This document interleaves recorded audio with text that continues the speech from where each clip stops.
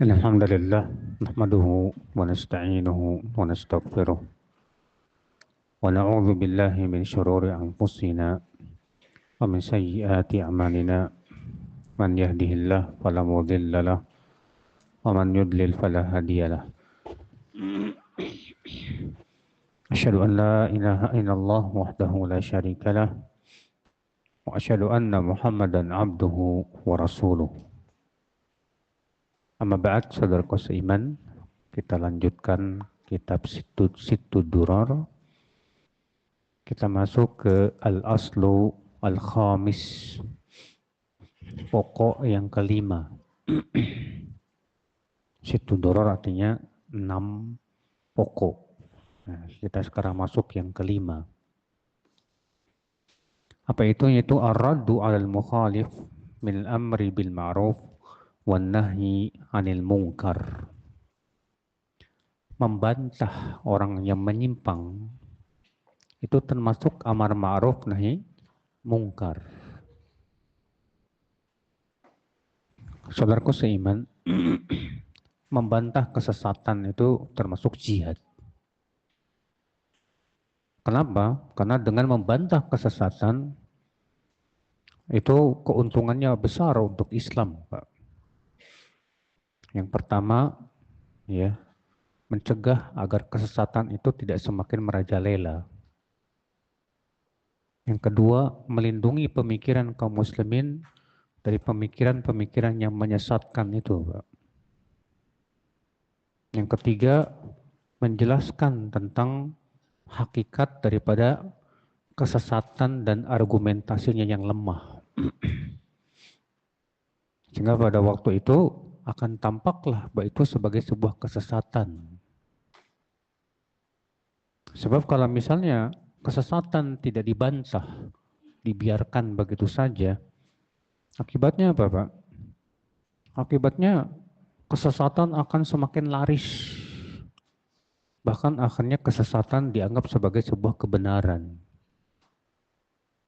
Di sinilah, ya, di sini beliau membawakan pokok yang kelima daripada pokok manhaj salaf. Apa itu? Yaitu membantah orang yang menyimpang. Dan bahwasannya itu termasuk amar ma'ruf nahi mungkar.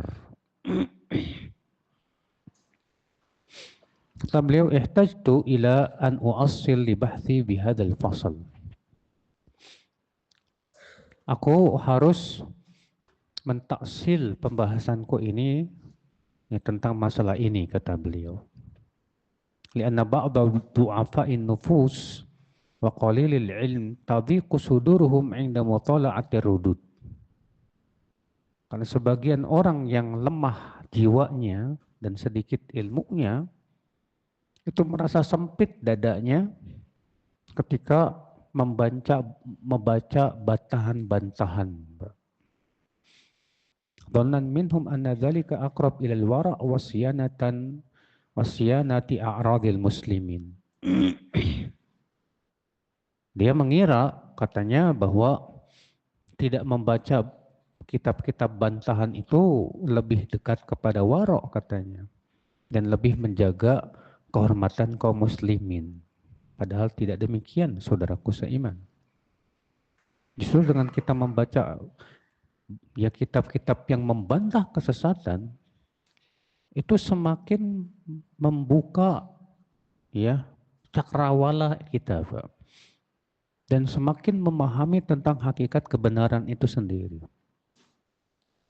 Dan dengan cara kita membaca kitab-kitab bantahan itu, kita akan selamat dari syubhat-syubhat yang menyesatkan, saudaraku seiman. Atau kadang ya orang-orang yang menyimpang itu akan berusaha untuk mencari apa? Mencari pembenaran. Mereka akan mencari argumentasi untuk membela kebatilannya itu, Pak. Nah, orang-orang yang lemah ilmunya ketika membaca syubhat mereka itu terpengaruh. Tapi ketika kita membaca bantahannya, pahamlah bahwa ternyata itu syubhat, bukan hujah, bukan dalil. Ya. Karena sebagaimana pernah kita sampaikan, Pak, setiap orang yang menyimpang pasti akan berusaha membela penyimpangannya, Pak. Dan mereka menganggap itu bukan penyimpangan. Contoh saja misalnya orang Islam liberal. Orang-orang liberalis yang mengatakan katanya semua agama sama. Mereka berusaha untuk membela pemikiran mereka dengan mencari-cari dalil baik dari Al-Quran ataupun dari hadis ataupun perkataan ulama yang seakan-akan membela pendapat mereka itu, Pak. Ternyata mereka mendapatkan dalam surat, misalnya surat Al-Baqarah, Allah mengatakan innalladzina amanu walladzina hadu wan nasara wasabiin man amana billah wal yaumil akhir wa amila salihan falahum ajruhum inda rabbihim wala khaufun alaihim wala hum yahzanun. Sesungguhnya orang yang beriman, Yahudi, Nasrani, Sabiin, siapa saja yang beriman kepada Allah dan kehidupan akhirat dapat masuk surga. Tuh lihat. Ayat ini seakan-akan membela pemikiran plural, Bapak. Yang meyakini bahwa agama sama. Padahal ayat ini tidak sama sekali. Ketika para ulama membantah pemikiran mereka, argumentasi, dan meluruskan pemahaman ayat, tampaklah kepada kita ternyata mereka salah dalam memahami ayat tersebut. Karena ayat itu ya untuk siapa? Untuk orang Yahudi sebelum diutusnya Rasulullah SAW. Untuk orang Nasrani sebelum diutusnya Rasulullah SAW. Adapun setelah Rasulullah diutus, mereka wajib beriman kepada Rasulullah Sallallahu Alaihi Wasallam. Setiap ahli bid'ah pasti akan memiliki syubhat itu, Pak. Orang Khawarij ketika mengkafirkan pelaku dosa besar, mereka bawa dalil. Ya, di antaranya ayat-ayat Al-Quran yang menyebutkan bahwa mereka yang masuk neraka itu kekal di dalamnya. Allah berfirman contohnya wa may yaqtul mu'mina muta'ammidan fajaza'uhu jahannamu khalidan fiha. Siapa yang membunuh seorang mukmin secara sengaja, maka balasannya neraka jahanam kekal selama-lamanya.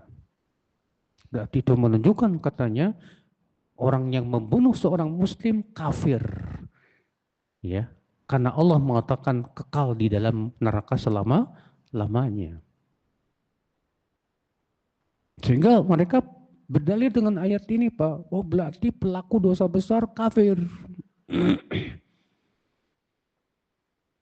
Kalau orang yang lemah ilmunya menganggap, wah benar juga ini.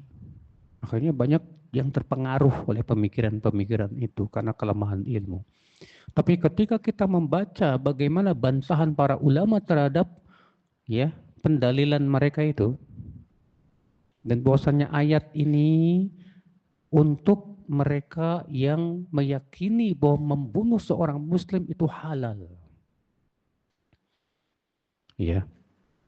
Adapun kalau membunuh seorang muslim bukan dengan keyakinan halal dan dia yakin bahwa itu sebetulnya haram, tapi ngikutin hawa nafsu, maka disebutkan dalam hadis yang lainnya, ya, bahwa mereka itu tidak apa? Tidak kekal, tidak kafir, tidak murtad dari agama Islam. Seperti Rasulullah SAW sabda, la tarji'u ba'di kuffaran yadribu ba'dukum riqaba ba'd. Jangan kalian kembali setelahku kepada kekafiran, sebagian kalian membunuh sebagian yang lain. Kata para ulama, artinya kekafiran yang tidak mengeluarkan pelakunya dari Islam. Saudaraku seiman rahimani wa rahimakumullah jami'an. Nah ini akhwal Islam. Kata beliau, wa itlalatun syari'atun ala tarikhil ulama tumbika ala annahu lam yakhlu asrun min usur min ar-raddi ala al-mukhalif. Kalau kita membaca sejarah para ulama, Setiap masa pasti selalu para ulama ada yang menulis bantahan-bantahan terhadap kesesatan. Dari semenjak di zaman para sahabat, para tabi'in, para tabi'ut tabi'in, yang namanya membantah kesesatan itu selalu ada. Dahulu ya, Ibnu Abbas membantah keyakinan Naufa al-Bakali yang punya keyakinan katanya bahwa Nabi Musa yang bertemu dengan Khidir itu bukan Musa Banu Israel. Dibantah oleh Ibnu Abbas. Beliau berkata, kadzaba aduwullah. Dusta musuh Allah itu.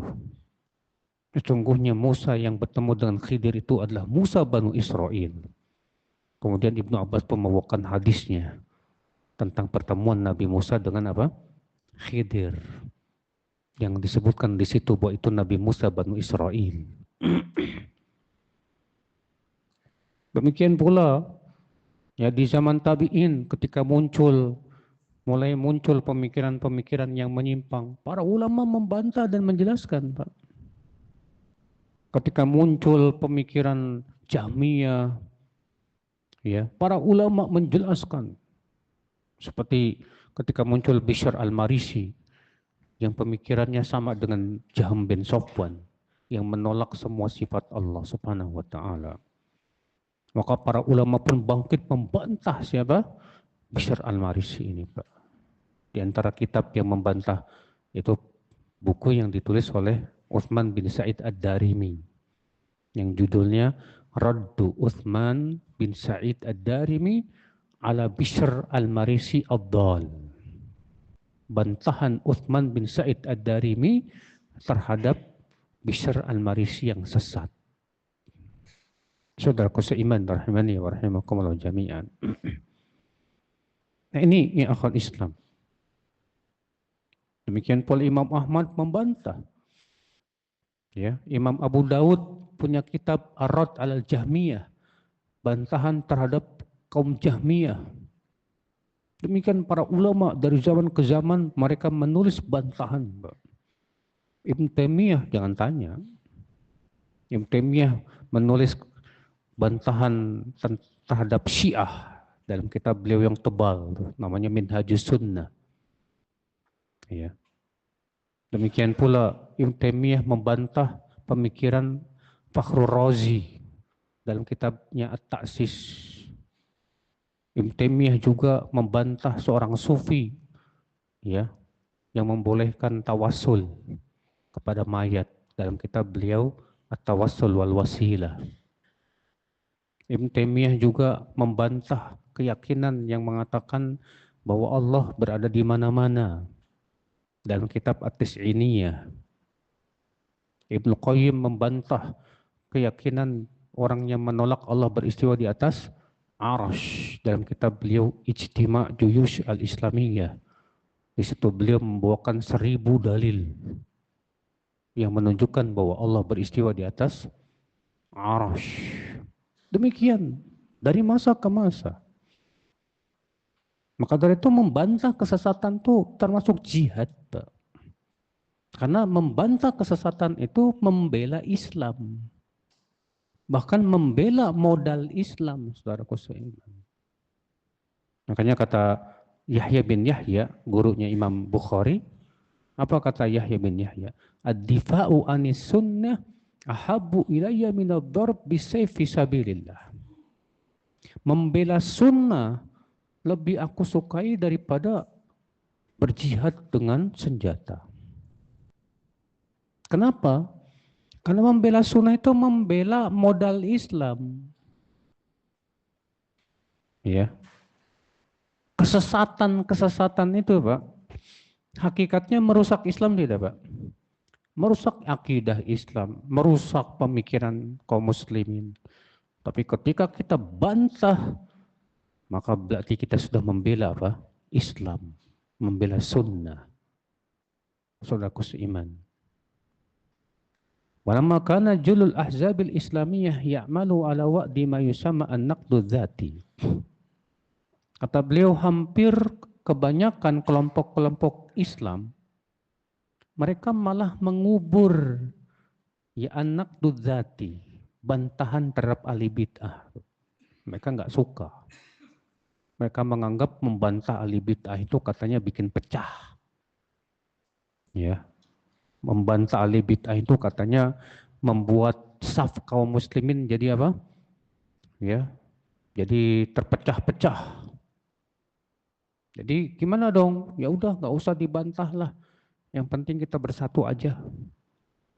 Subhanallah, Pak. Bahkan di antara mereka ada yang bikin kaidah gini, Pak.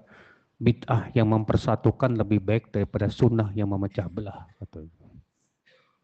Kita katakan subhanallah, mana ada bid'ah yang mempersatukan, Pak.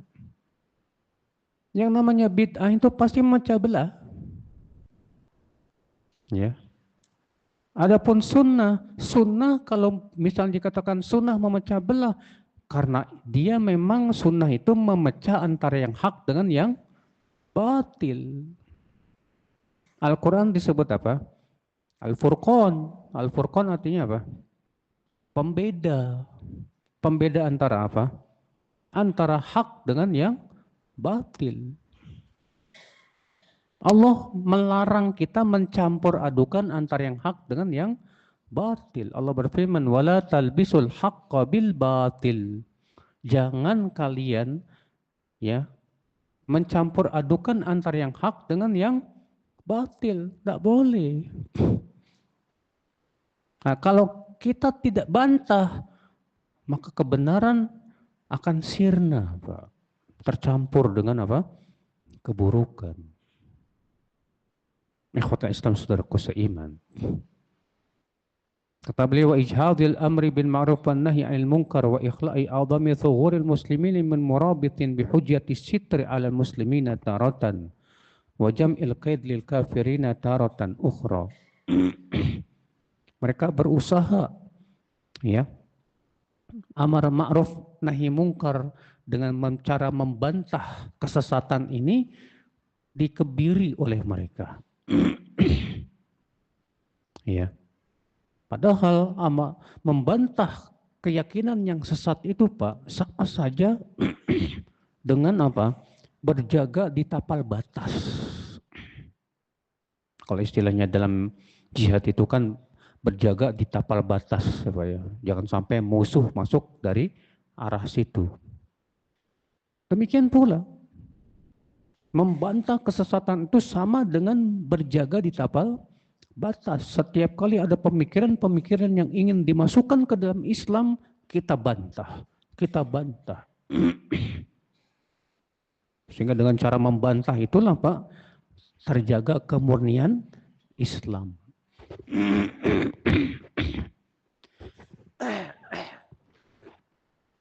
Saudaraku seiman.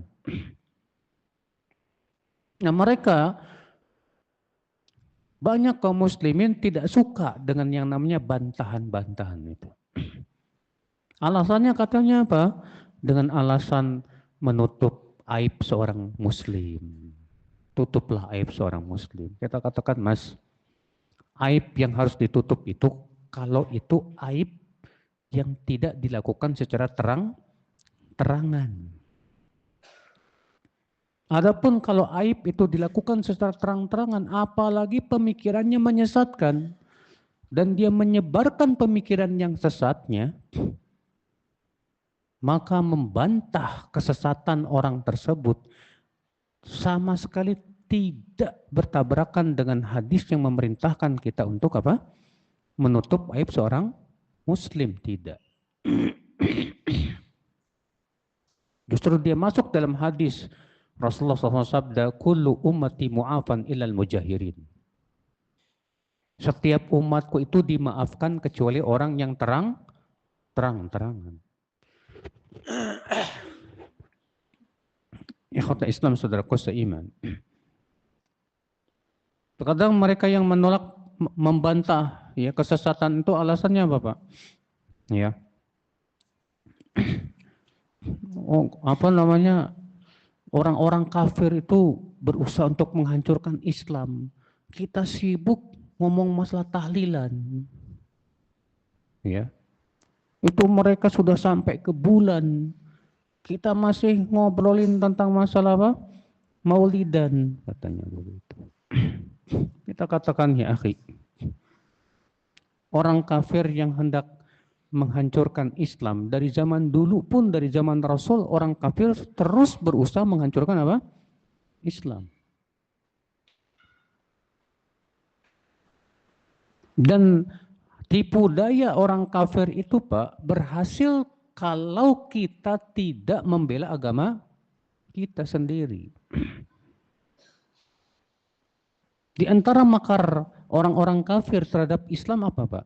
Mereka berusaha untuk memasukkan pemikiran sesat ke dalam kaum muslimin. Karena mereka tahu dengan pemikiran sesat itulah mereka bisa merusak Islam. Ya, antum tahu pemikiran-pemikiran sesat yang ada dalam tubuh Islam itu hampir rata-rata dimasukkan oleh orang-orang kafir. Contoh Syiah. Siapa yang pertama kali memasukkan pemikiran Syiah? Yahudi. Siapa dia namanya? Abdullah bin Saba. Yang pura-pura masuk Islam. Ya. Qadariyah. Qadariyah itu siapa yang pertama kali menyebarkan pemikiran Qadariyah, Pak? Hah? Ma'bad al-Juhani. Ma'bad al-Juhani ngambil dari siapa? Susan an-Nasrani. Orang Nasrani. Si Ma'bad ini dicuci otaknya oleh orang Nasrani, dimasukkan pemikiran Qadariyah. Lalu kemudian dia mendakwahkan di tengah-tengah kaum muslimin. Demikian, akhi. Makanya apalagi di zaman sekarang orang-orang orientalis, orang-orang barat sadar banget bahwa kemenangan Islam, kejayaan Islam itu hanyalah dengan Islam yang murni. Makanya mereka tuh takut banget sama dakwah Syekh Muhammad bin Abdul Wahab. Dan mereka sadar, bahkan mereka menulis dengan tulisan-tulisan mereka dan mengakui bahwasanya yang dibawa oleh Syekh Muhammad bin Abdul Wahab itu adalah Islam yang murni.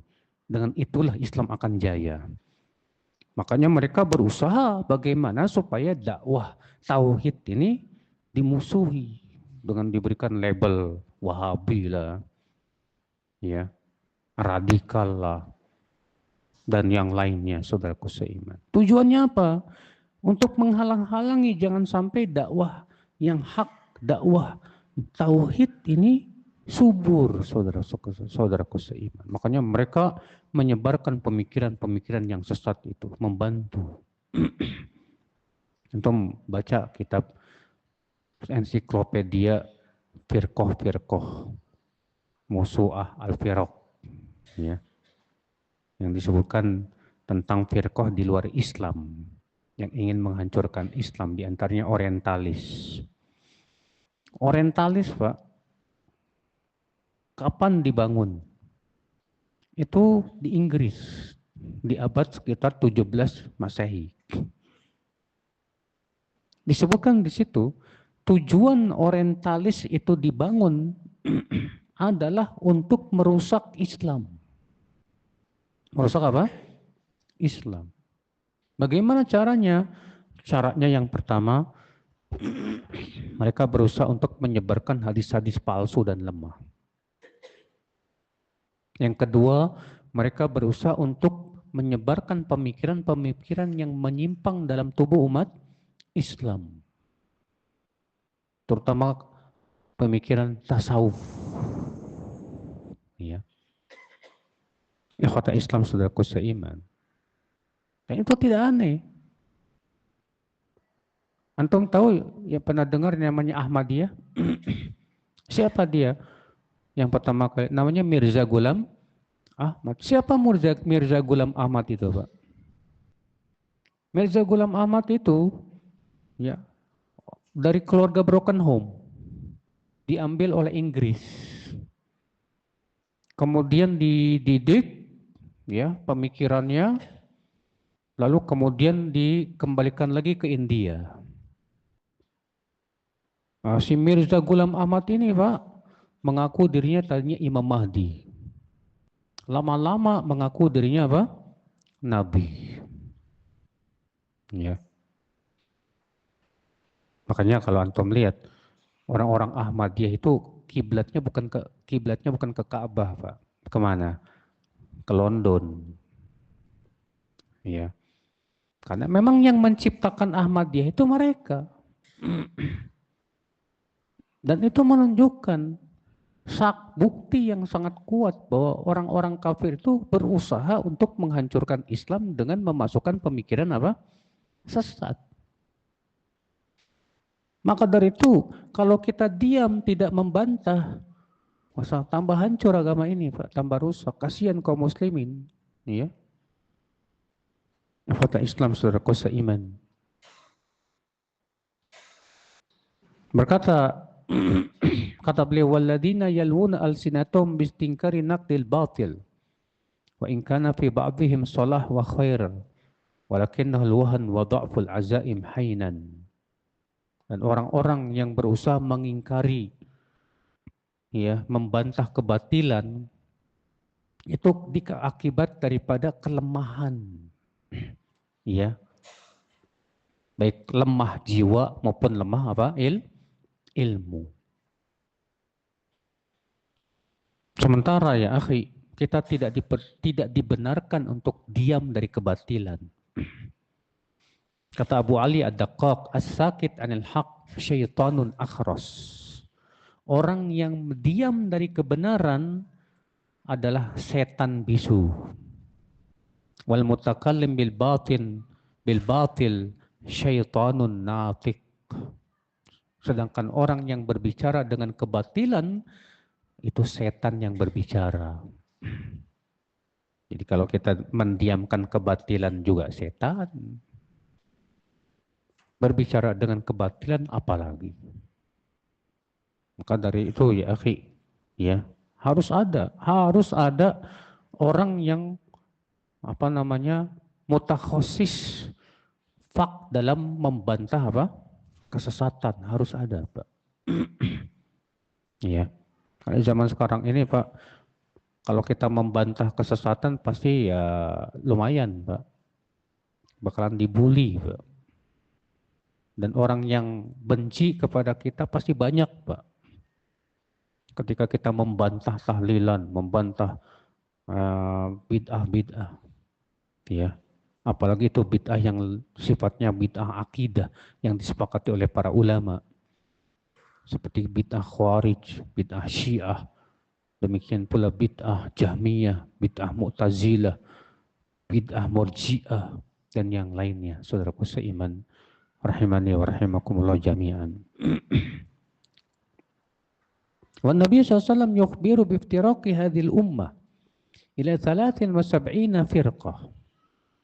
Dan Nabi SAW mengabarkan bahwa umat Islam ini berpecah belah menjadi berapa? 73 golongan. Wa najatu minha li firqatin wahidah ala minhajin nubuwah. Dan yang selamat hanyalah satu firqah saja. Yaitu yang mereka yang berada di atas minhaj apa? Nubuwah. Ayuridu haula'i ikhtisaril ummah ala firqatin wa jama'atin wahidah.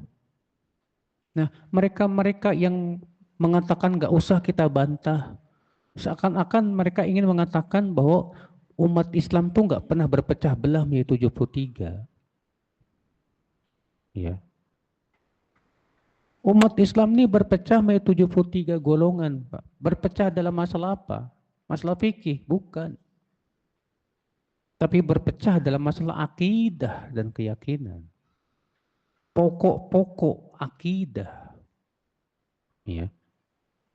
Maka mengharuskan kita harus menjelaskan mana firqah najiyah, firqah yang selamat itu.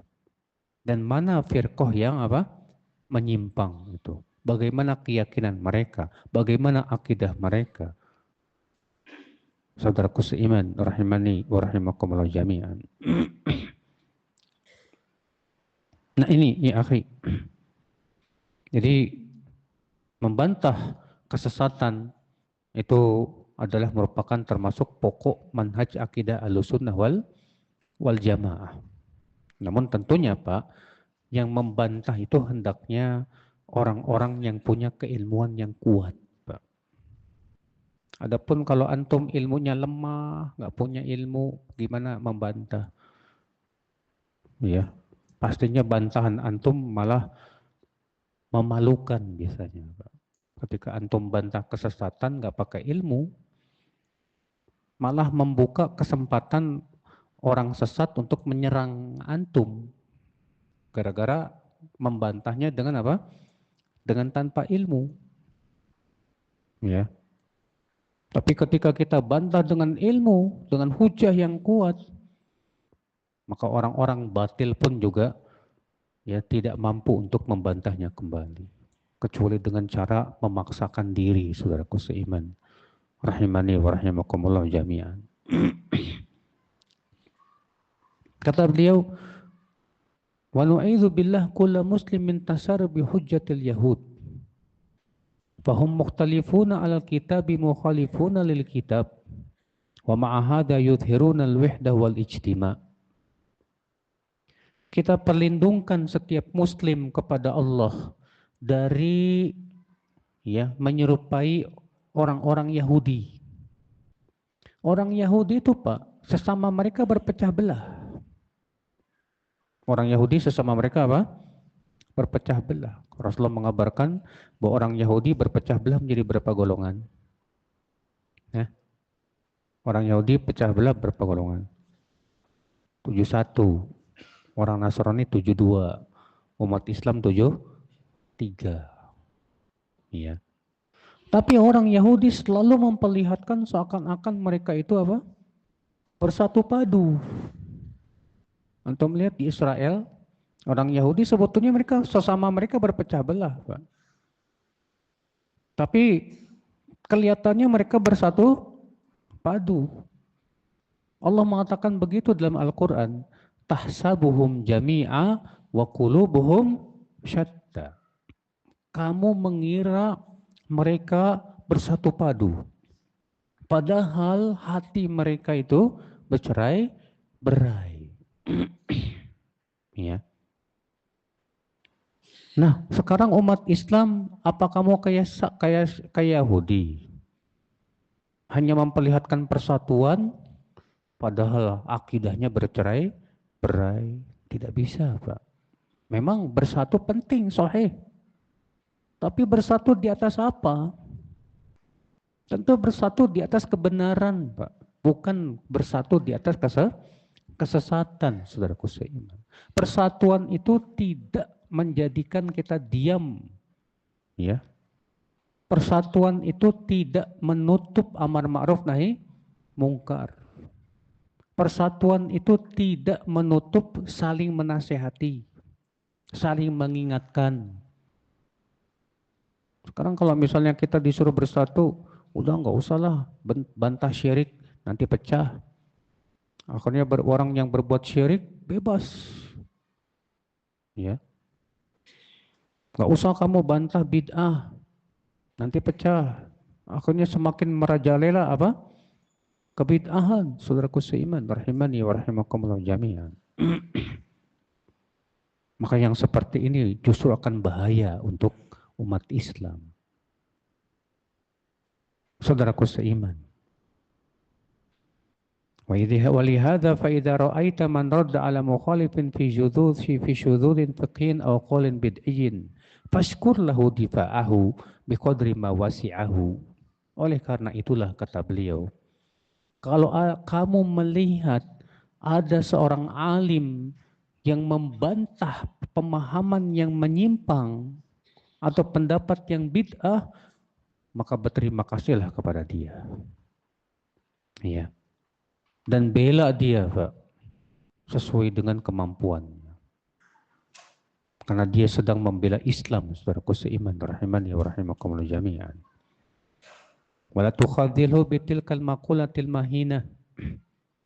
Dan jangan menggembosi orang-orang yang membantah kesesatan, Pak, dengan mengatakan begini, limadza la yaruddu alal ilmaniyin.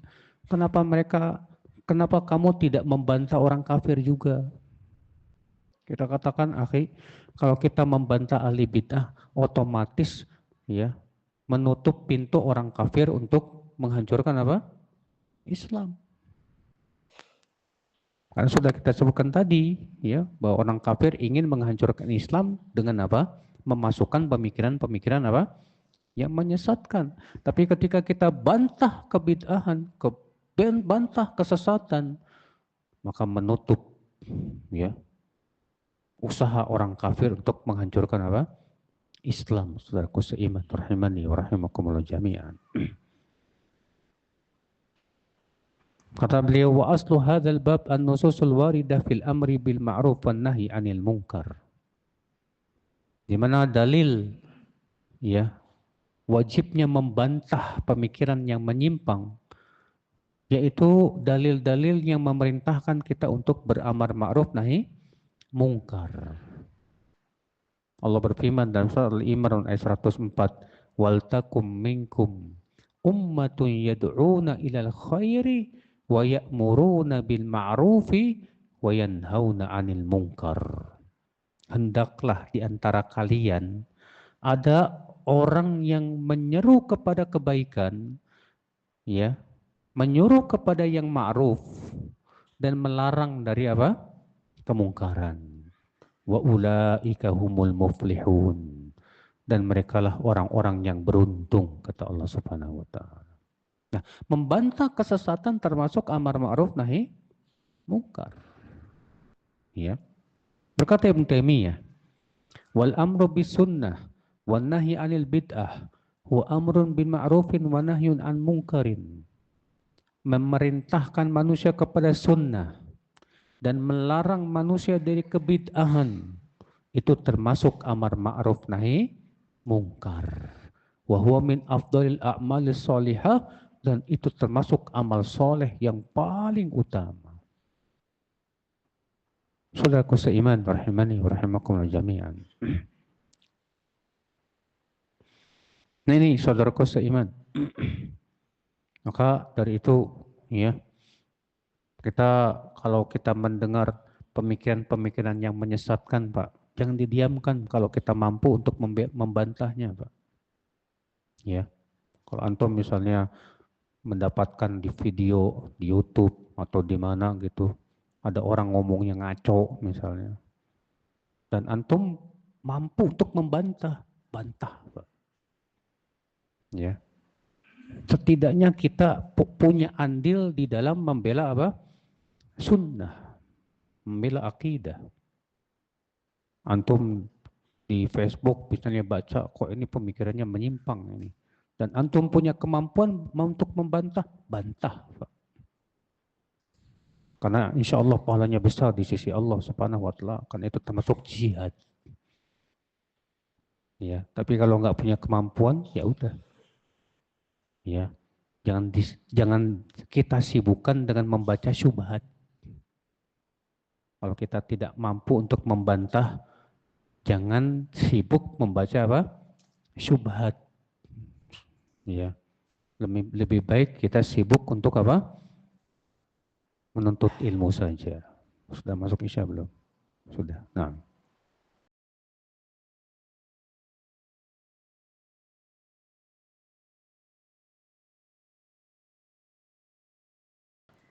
Ada beberapa pertanyaan di sini. Bolehkah menggunakan speaker masjid untuk mengumumkan hal-hal seperti kematian, kerja bakti? Adapun kematian, Nabi SAW melarang mengumumkan kematian. Tapi dalam satu riwayat, Nabi mengumumkan kematian Najasyi. Atas dasar itulah para ulama mengatakan, mengumumkan kematian itu ada dua. Ada yang boleh dan ada yang haram. Adapun yang boleh, sebatas memberitahu ya kaum muslimin bagi mereka yang mau agar bisa mensolatkan dan menyelenggarakan apa? Jenazahnya. Adapun yang dilarang yaitu mengumumkan ala jahiliyah, Pak. Jadi orang jahiliyah itu ketika ada yang mati, maka mereka berteriak-teriak, Pak. atau naik ke tempat yang tinggi, kemudian berteriak-teriak yang menunjukkan kepada apa? Seakan-akan mereka ya seperti meratap gitu, Pak. Nah, kalau di masjid mengumumkan bagaimana? Ya, maka yang lebih hati-hati lebih baik jangan, karena dikhawatirkan ini mirip seperti na'yul jahiliyah. Ya, jadi kalau di zaman Rasulullah SAW nggak pernah Rasulullah menyuruh Bilal naik ke sana umumkan si fulan mati misalnya, nggak ada. Padahal mampu aja Rasulullah menyuruh kan untuk Bilal naik ke atap mengumumkan ya innalillahi wa inna ilaihi raji'un, si fulan meninggal misalnya. Nggak ada di zaman Rasulullah SAW seperti itu. Adapun kalau untuk kerja bakti, memang untuk sifatnya memang hal seperti ini, hal-hal yang mubah dan bermanfaat, ya silakan saja, nggak masalah. Semenjak pandemi, sekarang ini marak kajian online. Apakah kajian online punya keutamaan yang sama dengan offline? Hadir di kajian offline seperti ini, kadang suka ngantuk Ustadz. Ya. Ketahuilah saudaraku, kalau memang kita masih bisa untuk datang ke majelis ta'lim offline, sebaiknya datang ke majelis ta'lim offline saja. Kenapa demikian? Karena keutamaannya besar. Sabda wa majtama'a qaumun fi baitin min buyutillah, tidaklah suatu kaum berkumpul di rumah dari rumah-rumah Allah kecuali akan turun kepada mereka sakinah dan dilingkupi rahmat Allah dan dikelilingi oleh para malaikat, dan Allah akan sebutkan nama mereka di sisinya. Adapun ngantuk, ya karena memang setan nggak suka antum nuntut ilmu, ya makanya setan akan berusaha menjadikan antum ngantuk di majelis ta'lim, Mbak. Makanya menuntut ilmu butuh kesabaran nggak, Pak? Butuh kesabaran. Sabar menahan ngantuk, sabar demi untuk bisa mendapatkan apa? Ilmu. Ya. Itu memang tantangan kita ketika kita ngantuk di majelis taklim, gimana caranya supaya apa? Nggak mengantuk. Ya. Makanya kalau di Saudi, Pak, teman-teman itu supaya nggak ngantuk, yang mereka lakukan apa? Mencatat semua yang diucapkan oleh seorang guru. Kalau kita enggak, kalau kita masalahnya enggak nyatet, melihat di udah kayak Imam Bukhari semua masalahnya, Pak. Ya, kalau melototin gitu lama-lama pasti kemampuan otak semakin terus berkurang, lama-lama ngantuk. Coba budayakan, Pak. Kalau ke majelis taklim itu buat catatan dan mencatat faidah-faidah yang disampaikan Ustadz, anak yakin antum gak bakal ngantuk. Ya. Cuma masalah budaya kita itu masih jiping, Mbak. Lama-lama jirok. Jiping tuh ngaji nguping. Lama-lama ngaji ngorok. Iya.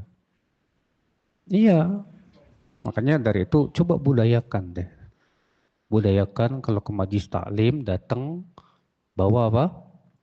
Buku. Atau DKM menyediakan bagi-bagiin nih, catat ente daripada tidur. Ya. Ini memang disitulah perjuangan ya untuk menuntut ilmu Allah Subhanahu wa taala. Bolehkah menyebarkan kekurangan ilmu seorang ustadz yang bermanhaj salaf supaya jamaah tahu kekurangan ustadz tersebut? Subhanallah. Siapa ustadz yang tidak punya kekurangan dalam ilmu, Pak? Semua ustadz pasti ada kekurangan dalam apa? Ilmu. Apakah syarat ustadz itu harus menguasai seluruh ilmu? Ya nggak mungkin lah, Pak. Ya. Ada seorang ustadz, dia menguasai dalam ilmu hadis, tapi kurang menguasai dalam ilmu fikih. Ada ustadz yang kuasai ilmu fikih, tapi kurang menguasai dalam ilmu hadis.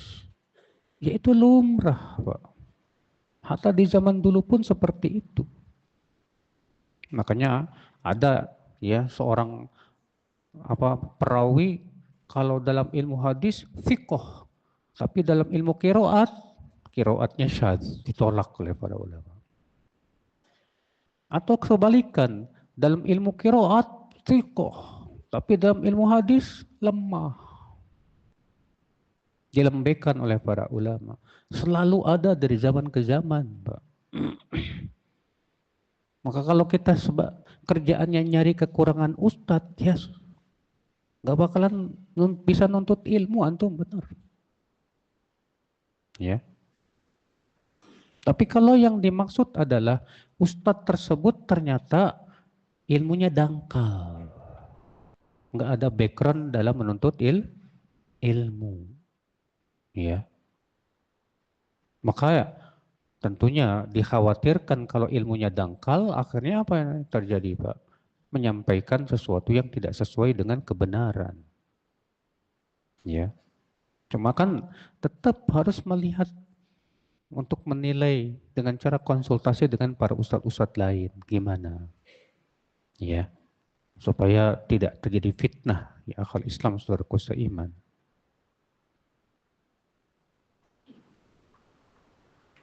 Kalau di antara kaum muslimin yang sudah memahami Ahlus Sunnah wal Jamaah, tapi karena status sosial terkadang ada yang terpecah atau bermusuhan, bagaimana kita memandangnya?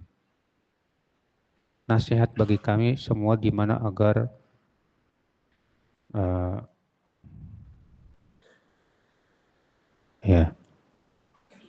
sunnah Nabi mempersatukan, sedangkan kebid'ahan memecah belah. Tapi gimana ya Ustadz? Kita tahu bahwa Ustadz itu A dan B itu sama-sama di atas sunnah, tapi kok saling tahdir? Ya, padahal katanya sunnah mempersatukan. Pak, persatuan yang hakiki itu persatuan di atas akidah. Saya mau tanya, dulu para sahabat terjadi peperangan di antara mereka nggak, Pak? Ya? Terjadi nggak? Pernah baca nggak tentang perang antara pasukan Ali dengan pasukan Muawiyah? Perang apa namanya? Perang Siffin. Perang antara pasukan Ali dengan pasukan Aisyah. Perang apa namanya? Perang Jamal. Padahal mereka para sahabat loh, Pak. Sebaik-baik generasi, Pak. Kok bisa terjadi peperangan di antara mereka, Pak? Iya.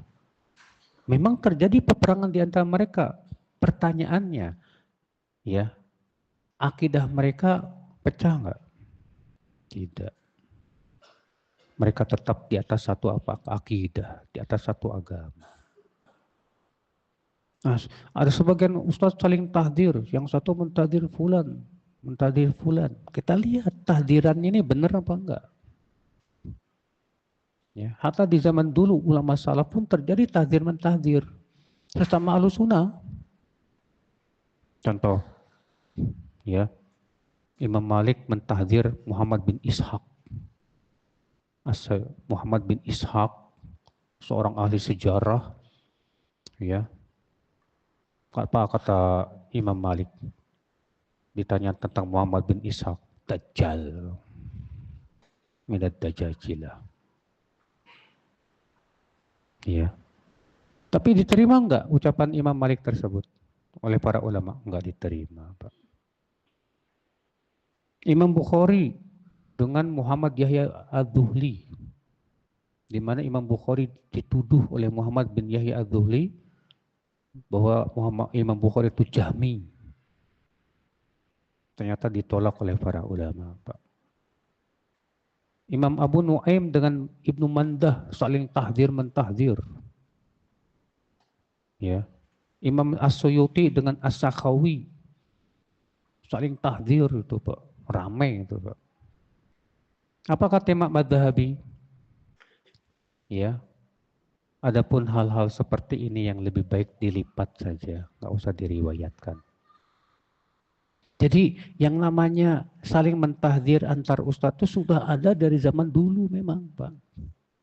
Tapi kita lihat ternyata para ustadz yang saling mentahdir ini dari sisi pokok-pokok din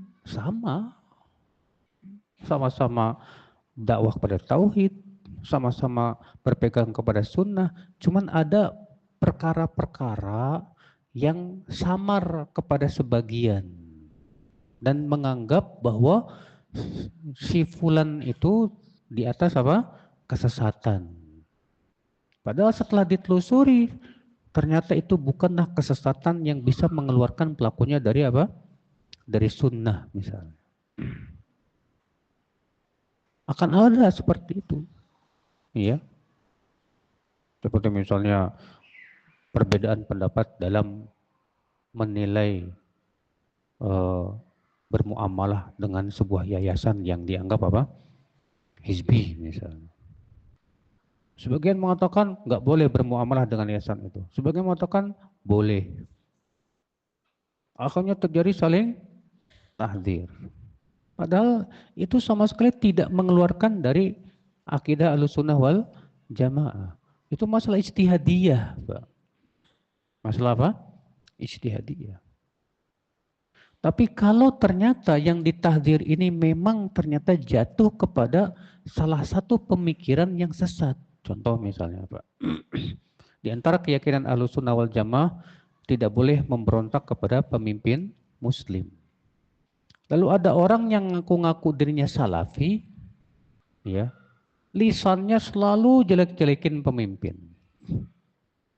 Jelas ini dia sudah keluar daripada pokok keyakinan Ahlussunnah wal Jamaah. Lalu kemudian ustadz lain mentahdir dia, maka hal seperti ini nggak masalah, Pak. Karena dia sudah melakukan perbuatan yang tidak sesuai dengan apa? Manhaj akidah Ahlussunnah wal Jamaah, saudaraku saya. Ya. Atau misalnya ada seorang ustadz yang ngaku di atas manhaj salaf, tapi memuji-muji tokoh ahli bid'ah. Memuji-muji apa? Para pentolan ahli bid'ah. Seperti muji-muji Syed Qutub, Hasan Al-Banna. Akhirnya ustadz yang ini memperingatkan. Ini kok orang ngaku-ngaku salafi tapi memuji-muji apa?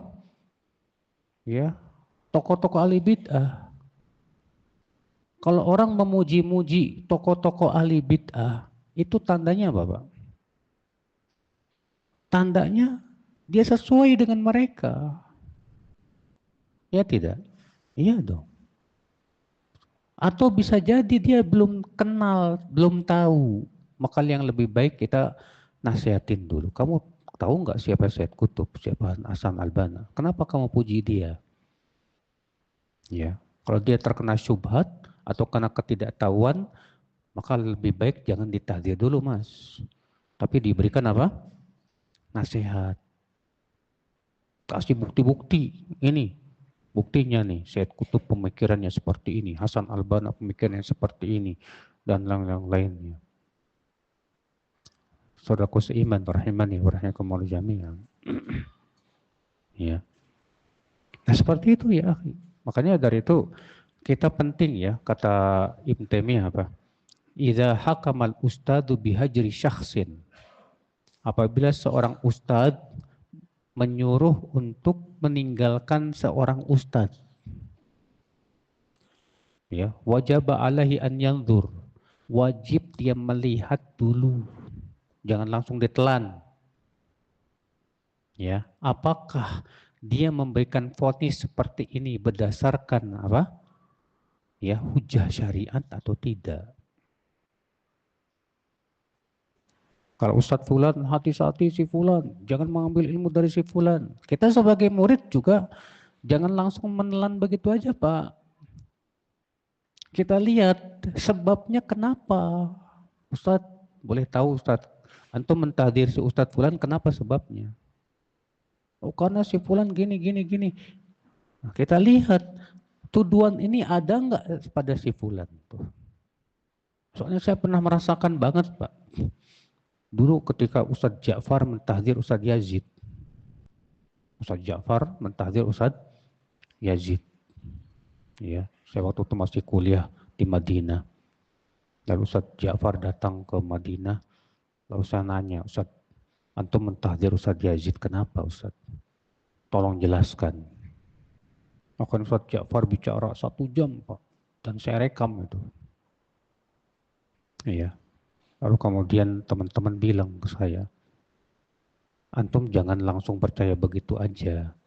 Nanti pas liburan datang ke Ustadz Yazid, tanya benar nggak tanpa kamu ceritakan kalau kamu bertanya Ustadz Ja'far. Ya udah, pas pulang saya pulang pas liburan saya pulang ke Indonesia langsung ke rumah Ustadz Yazid. Dan saya langsung tabayun tanpa saya menceritakan tentang pertemuan saya dengan Ustadz Ja'far. Ternyata subhanallah rata-rata tuduhan tuh bohong semuanya, Pak. Dan saya merasa heran waktu itu kenapa Ustadz Ja'far tidak tabayun juga ke Ustadz Yazid. Gak benar semuanya. Itu terjadi seperti itu, saudaraku seiman. Iya. Saya pernah baca dari kelompok yang suka tahdzir itu, Pak, RII itu, yang menuduh Roja katanya dapat bantuan dana besar dari yayasan yang mereka tahdzir itu. Saya langsung masuk ke kelompoknya mereka itu di Facebook. Saya bilang, sebut mana bukti Anda bahwa Roja dapat bantuan. Saya dari semenjak bersama Roja dari awal, sewala sepeser kita dapat bantuan. Ya. Terus kamu mengklaim bahwa kami mendapatkan bantuan dari yayasan itu. Subhanallah. Bohong, Pak, ternyata, Pak. Nggak punya bukti. Mana buktinya? Sebatas tuduhan ternyata. Makanya di zaman sekarang ini, Pak, ya, setiap tahdiran itu wajib kita dudukan dulu, Pak, permasalahannya. Ini masalah ijtihadiyah atau bukan, pertama. Makanya semua ini sebagai apa, Pak? Ujian buat kita. Ya, adanya saling tahdir itu ujian sebetulnya, Pak. Untuk mengasah keilmuan kita. Ya.